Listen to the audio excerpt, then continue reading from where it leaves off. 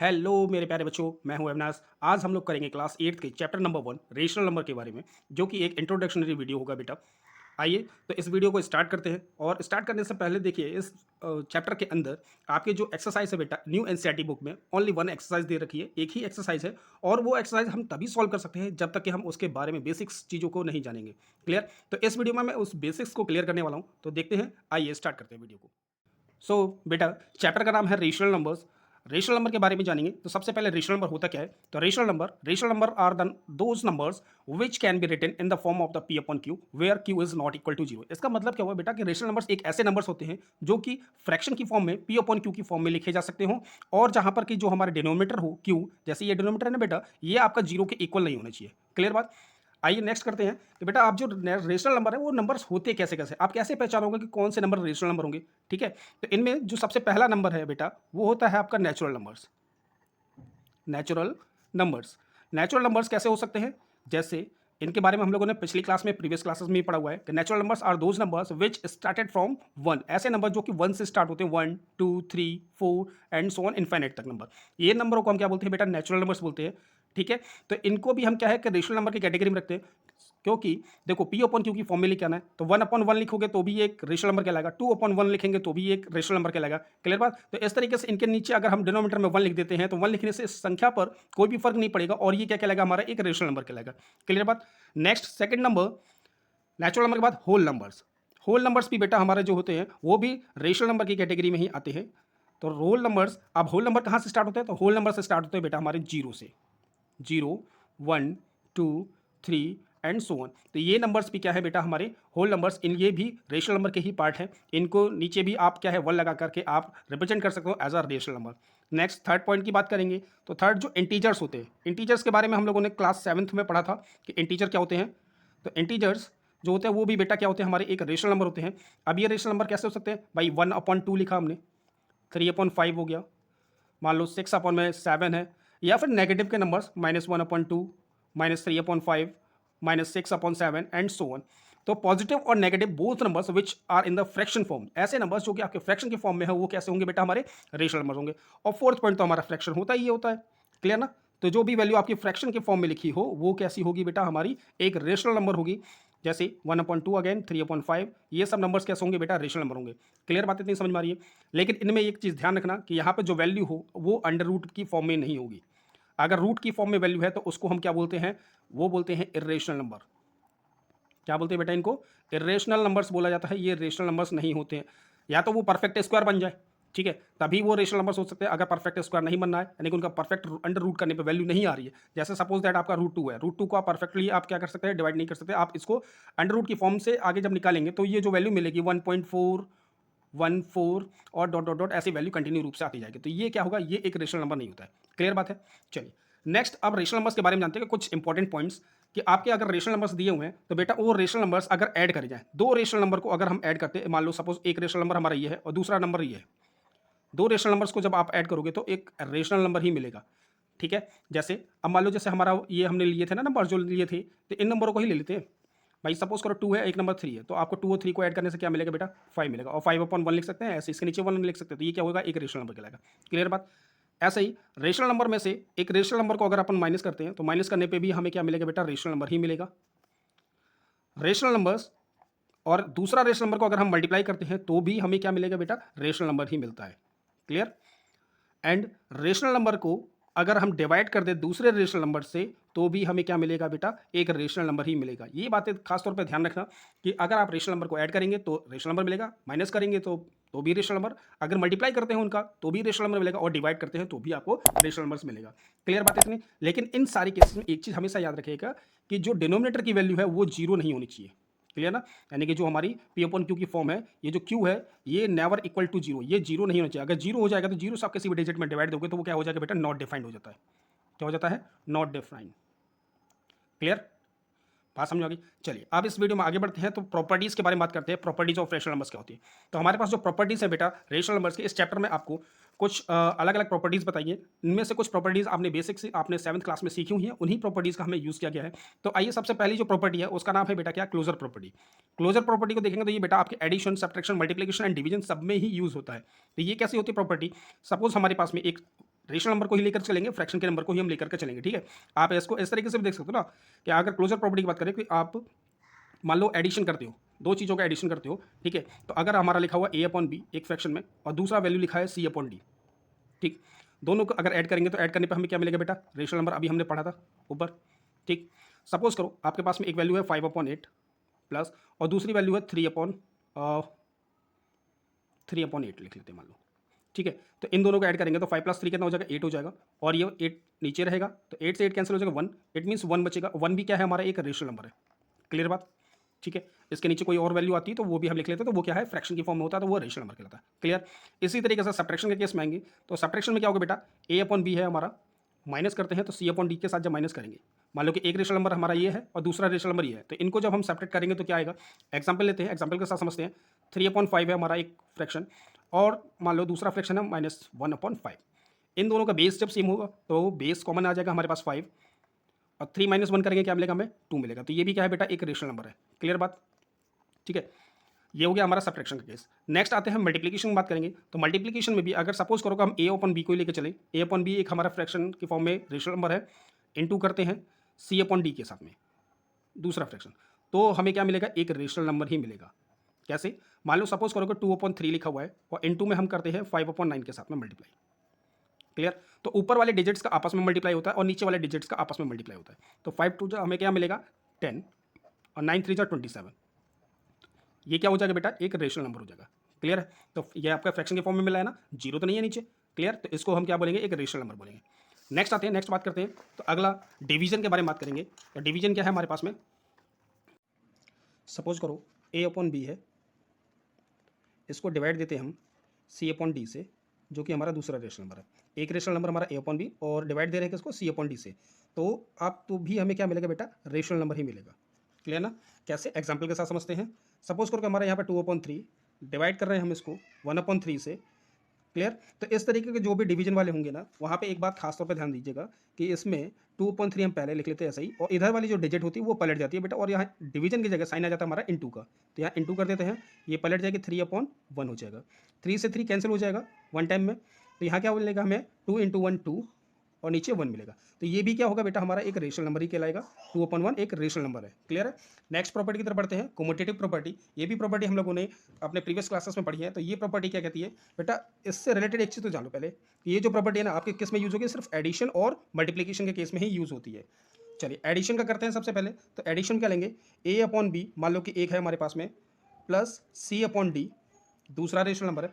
अगर ये प्रॉपर्टी के थ्रू हम देखें तो ये बोलता है कि भाई आप इनके डिजिट्स को इधर उधर कर दो, यानी कि सी अपॉन डी को हम पहले कर दें और ए अपॉन बी को हम बाद में लिख दें, क्लियर। तो भी हमारे जो आंसर्स मिलेंगे वो कैसे मिलेंगे, एक जैसे मिलेंगे। हम लोगों ने प्रीवियस क्लासेस क्या पढ़ा था कि सपोज करो ए प्लस बी है तो इसको बी प्लस ए बोलते थे, क्लियर। तो ये होती थी हमारी कम्यूटेटिव प्रॉपर्टी। रेशनल नंबर में आएंगे तो रेशनल नंबर में इस तरीके से हम लिख सकते हैं फ्रैक्शन की फॉर्म में, क्लियर है ना। चलिए तो एग्जाम्पल के साथ करते हैं। तो एग्जाम्पल लेते हैं, सपोज करो एक नंबर हमारे पास में 2/7 प्लस 1/7, तो इसको कैसे लिख सकते हैं बेटा, 1/7 को हम पहले लिख लेते हैं और 2/7 को क्या कर देंगे, बाद में लिख देंगे। तो इस तरह से ये डिजिट क्या हो जाएगी हमारी, इंटरचेंज हो जाएगी। आंसर्स देखेंगे तो दोनों से क्या निकलेंगे बेटा, एक ही जैसे, डिनोमीटर सेम है तो डिनोमीटर सेम रहेगा और 2 + 1 क्या हो जाएगा हमारे पास 3, और इधर भी केस में देखोगे तो आपका डिनोमीटर सेम रहेगा और आंसर 1 + 2 3 हो जाएगा, क्लियर। तो इस प्रॉपर्टी को क्या बोलते हैं, commutative property of the addition. Next इसके बाद मल्टीप्लिकेशन है। तो मल्टीप्लिकेशन में देखेंगे तो मल्टीप्लिकेशन में क्या करते हैं बेटा, सेम इसी तरीके से, जहाँ पे प्लस का साइन उसकी जगह क्या आ जाएगा, इंटू का साइन। तो ए अपॉन बी इंटू सी अपॉन डी हो जाएगा इक्वल टू, अब सी अपॉन डी को आप पहले लिख लो और इनटू में ए अपॉन बी कर लो, क्लियर। तो ये भी एक रेशनल नंबर इनका करते हैं। तो ये भी क्या हुआ हमारे बेटा, डिजिट्स को इंटरचेंज कर दिया, ठीक है। एग्जाम्पल के साथ समझते हैं। तो एग्जाम्पल लेते हैं, मान लो सपोज करो कि आपका 2/7 है एक, इसका इंटू करा देते हैं दूसरे रेशनल नंबर से 1/7 से। तो यहाँ पर डिजिट्स को इधर उधर चेंज करेंगे तो 1/7 इंटू 2/7, दोनों जगह से हमें आंसर्स क्या मिलेंगे बेटा, 2 × 1 2 और नीचे 7 7 कितना हो जाएगा हमारा 49। इधर भी देखो 2 × 1 2 और 7 7 49 हो जाएगा हमारे पास, क्लियर। बात समझ में आ गई। तो ये मल्टीप्लिकेशन केस में, कम्यूटेटिव प्रॉपर्टी केस में एडिशन और मल्टीप्लिकेशन में यूज होगा। नेक्स्ट प्रॉपर्टी क्या है हमारी, एसोसिएटिव प्रॉपर्टी। तो एसोसिएटिव प्रॉपर्टी भी बेटा आपका किस में यूज होता है, एडिशन और मल्टीप्लिकेशन के केस में ही यूज होता है, क्लियर। तो इस एसोसिएटिव प्रॉपर्टी के अंदर देखेंगे तो इसका रूल क्या कहता है बेटा, अगर सपोज करो कि आपका ए प्लस बी है, एडिशन के केस में देख रहे हैं ए प्लस बी है, तो इसको एक साथ लिखेंगे और प्लस सी लिखेंगे और दूसरी साइड क्या हो जाता है बेटा, ए अलग हो जाता है और आपका बी प्लस सी ये एक साथ हो जाते हैं ब्रैकेट के अंदर। क्लियर? तो इस तरीके से ये एसोसिएटिव प्रॉपर्टी होती है। आइए अब रेशनल नंबर में बात करते हैं। तो रेशनल नंबर में कैसे होगा, सपोज करूँ कि हमारे पास में एक रेशनल नंबर है ए अपॉन बी प्लस दूसरा रेशनल नंबर बेटा सी अपॉन डी और तीसरा है हमारे पास ई अपॉन एफ है। क्लियर? तो यहाँ पर ए अपॉन बी को हम एक साथ ले लेते हैं और सी अपॉन डी को, और ई अपॉन एफ को हम अलग कर देते हैं। तो दूसरी साइड क्या होगा बेटा, ए अपॉन बी हमारा अलग रहेगा plus C upon D plus E upon F हो जाएगा। ये दोनों एक साथ हो जाएंगे। क्लियर है? तो ये जो प्रॉपर्टी कहलाई गई एसोसिएटिव प्रॉपर्टी, इस प्रॉपर्टी से रिलेटेड क्वेश्चंस आपकी बुक में दिए हुए हैं। ठीक है, एग्जाम्पल के साथ समझते हैं कि एसोसिएटिव प्रॉपर्टी कैसे यूज हो रही है। कि सपोज करते हैं हम एक रेशनल नंबर है हमारे पास में 2/9 प्लस दूसरा रेशनल नंबर है हमारे पास में 1/9। मैं यहाँ पे बेस को सेम रख रहा हूँ ताकि क्वेश्चन हमारा जल्दी से सॉल्व हो सके और आसानी से समझ में आ जाए। 3/9। क्लियर? तो सबसे पहले हम इसको एक साथ लेते हैं और यहाँ पर देखेंगे तो यहाँ पे क्या करेंगे बेटा, 2/9 को आप अलग कर दीजिए प्लस यहाँ पे 1/9 प्लस 3/9। क्लियर? तो अब देखते हैं दोनों साइड से हमारे आंसर्स कैसे आते हैं। यहाँ पर ब्रैकेट वाले को सबसे पहले सॉल्व करेंगे तो बेस सेम है तो ऊपर के डिजिट्स आपस में ऐड हो जाएंगी। तो 2 + 1 क्या हो जाएगा बेटा, 3 अपॉन में 9 आ जाएगा और प्लस इधर 3/9 हमारे पास ऑलरेडी था, इसको लिख देंगे। इन दोनों को ऐड करेंगे क्या मिलेगा बेटा, 6/9 मिल जाएगा। क्लियर है? अब इधर देख लेते हैं, यहाँ पर इनको दोनों को ऐड कर लेते हैं। तो 2/9 हमारे पास पहले से था, इसको लिख लेते हैं, प्लस का साइन लगाएंगे। इन दोनों को देखो बेस सेम है तो 3 + 1 क्या हो जाएगा बेटा हमारे पास 4 और नीचे ये सेम ही रहेगा। क्लियर? अब यहाँ पे बेस सेम है तो 9 को लिख लेते हैं और 2 + 4 कितना हो जाएगा हमारे पास 6 हो जाएगा। दोनों ही साइड से हमारे आंसर कैसे आ रहे हैं, इक्वल आ रहे हैं। तो इस प्रॉपर्टी को क्या बोलते हैं बेटा, एसोसिएटिव प्रॉपर्टी बोलते हैं। नेक्स्ट बात करेंगे मल्टीप्लीकेशन के अंदर। मल्टीप्लीकेशन के अंदर सेम चीज़ है, बस प्लस की जगह आपका क्या लग जाएगा बेटा, इनटू का साइन लग जाएगा। तो ए इंटू बी, इसको एक साथ, इंटू में सी इधर और ए इंटू बी इंटू सी ये एक साथ हो जाएंगे। क्लियर है? अब रेशनल नंबर में देखेंगे तो रेशनल नंबर में क्या लिखेंगे बेटा, सपोज ए अपॉन बी एक फ्रैक्शन है हमारे पास में इस तरह से रेशनल नंबर, दूसरा है सी अपॉन डी, इन दोनों को एक साथ में इनटू में ई अपॉन एफ। तो यहाँ पे क्या करेंगे बेटा, ए अपॉन बी हमारा रेशनल नंबर ऐसे ही रहेगा, बी अपॉन सी को एक साथ लिख लेंगे सी अपॉन डी इंटू में ई अपॉन एफ हो जाएगा। क्लियर? तो ये जो प्रॉपर्टी होगी मल्टीप्लिकेशन के अंदर रेशनल नंबर में इस तरीके से लिखते हैं। क्लियर है ना? चलिए एग्जाम्पल देख लेते हैं इसका। सपोज करो कि हमारे पास एक रेशनल नंबर है 1/2, इंटू कराते हैं 2/3 के साथ में, इंटू कराते हैं 5/7 के साथ में। क्लियर? तो ए अपॉन बी और सी अपॉन डी एक साथ ब्रैकेट में है तो हम स्टार्टिंग के डिजिट्स को एक साथ लेते हैं इधर। अब इंटरचेंज करेंगे तो 1/2 इंटू 2/3 इंटू में 5/7। ठीक है, इस तरीके से लिख लेंगे। तो ये जो प्रॉपर्टी हो जाएगी कैसे हो जाएगी, मल्टीप्लिकेशन के अंदर एसोसिएटिव प्रॉपर्टी। अगर मान लो कि इस तरीके से कहीं पे भी आपको मिलता है तो आप तुरंत समझ जाइए कि भाई ये कौन सी प्रॉपर्टी लग रही है, इस क्वेश्चन के अंदर एसोसिएटिव प्रॉपर्टी लग रही है। ठीक है, सॉल्यूशंस देख लेते हैं। भाई 2 से 2 ये क्या हो जाएगा बेटा, कैंसिल हो जाएगा। तो 1 टाइम्स कैंसिल हुआ तो 1 इंटू 1 क्या हो जाएगा 1/3 इंटू में 5/7 इक्वल टू, यहाँ कोई चीज़ कैंसिल नहीं होगी तो इसको ऐसे ही रहने देंगे, 1/2 लिखेंगे, इंटू कर लेते हैं। 5 2 जा कितना हो जाएगा बेटा 10, 7 3 जा कितना हो जाएगा हमारे पास 21। क्लियर? अब देखिए यहाँ से कैंसिल हो सकता है ना कि 2 1 जा 2 ये कैंसिल हो जाएगा, 2 5 जा 10 कैंसिल हो जाएगा। क्लियर है? तो 5 इंटू 1 यहाँ पे 5/21 आंसर आएगा और इधर देखेंगे तो 5 1 जा 1 5/21 आंसर आएगा। दोनों साइड में आंसर हमारे कैसे आ रहे हैं, इक्वल आ रहे हैं। क्लियर है? बात समझ में आ गई? चलिए इसके बाद बढ़ते हैं हम लोग नेक्स्ट प्रॉपर्टी की तरफ, डिस्ट्रीब्यूटिव प्रॉपर्टी की तरफ। डिस्ट्रीब्यूटिव प्रॉपर्टी, ये प्रॉपर्टी कहती है कि बेटा अलग अलग बांट दो। ठीक, क्या कर दो, अलग अलग बांट दो। अब अलग अलग कैसे बांटेंगे, देखो अलग अलग तो बांटेंगे तो इस प्रॉपर्टी को लिख देते हैं यहाँ पे, अलग अलग बांटना, अलग अलग बांटना।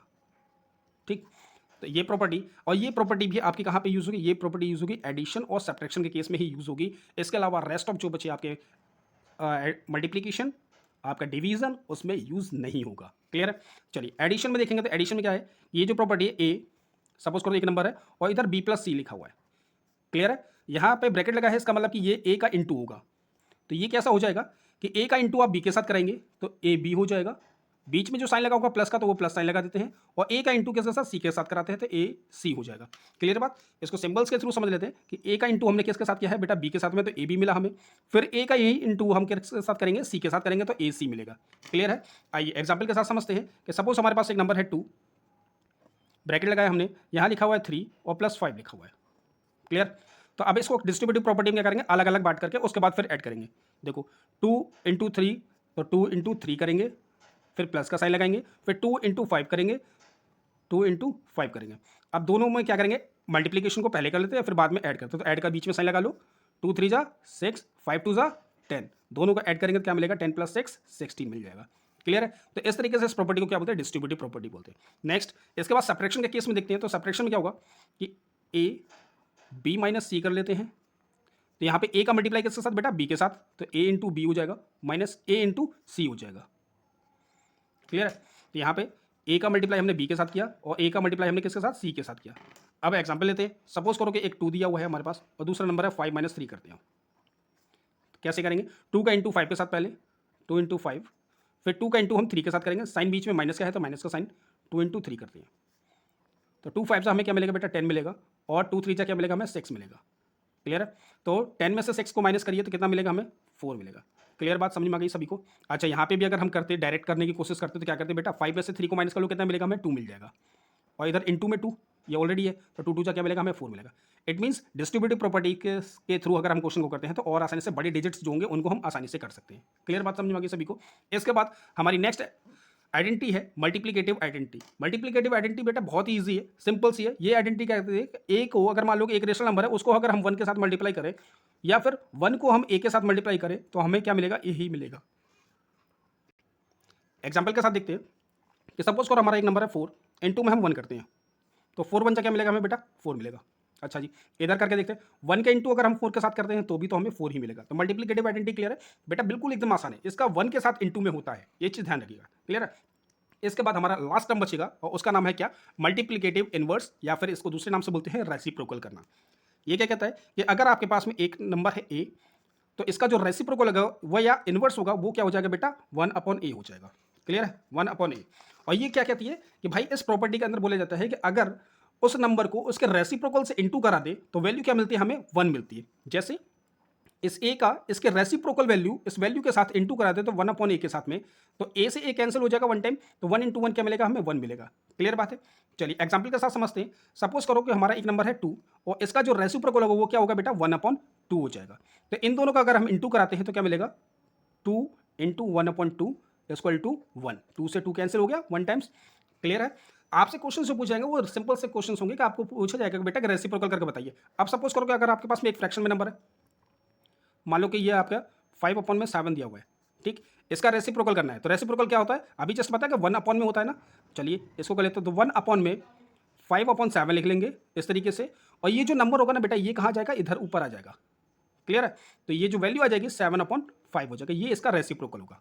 क्लियर है। उम्मीद करता हूँ वीडियो पसंद आया होगा, आपको अच्छा लगा होगा। अगर बेटा वीडियो पसंद आ रहा है, अच्छा लग रहा है तो इसको लाइक करिएगा, सब्सक्राइब करिएगा और मुझे भी मोटिवेट करिएगा। धन्यवाद, जय हिंद।